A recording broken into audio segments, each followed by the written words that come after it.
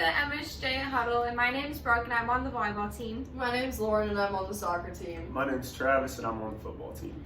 And this week we tackled Philippians 4, and we had some really good stuff.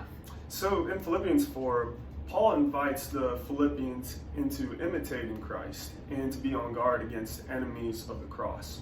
And he reminded them about their citizenship in heaven and overall how they continue to await for the Savior who would one day come back and transform their lowly bodies into his glorious body. So what we learned from Philippians 4 is that we need to imitate our lives like Christ. And we need to set a great example around those who surround us as we continue to look forward towards his return. So just as conflict occurs between the Christians and the Gentiles when Paul was thrown into jail, we can all find conflict and strife within our lives.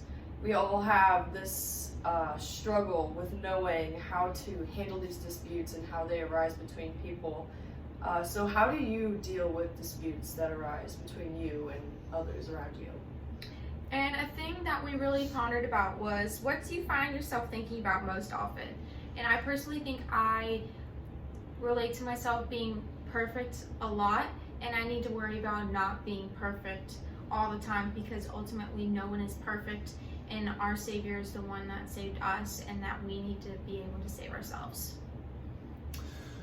The thing that I kind of think about most is my future. You know, I'm going to be heading into my senior year this upcoming semester, and one of the things that just kind of like makes me cringe or think about most is just all the obstacles that are going to be coming my way.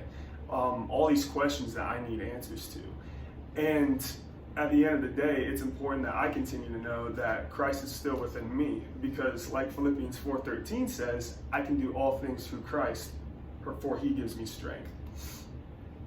I also agree with Bo. I find myself thinking a lot about my future and what it has for me and how I'm going to overcome all the adversity that arises along that path. So I need to remember that I can, through Christ, find strength in him and continue to work through those problems and keep my faith and trust in him. All right, Manchester, we challenge you to Colossians 1.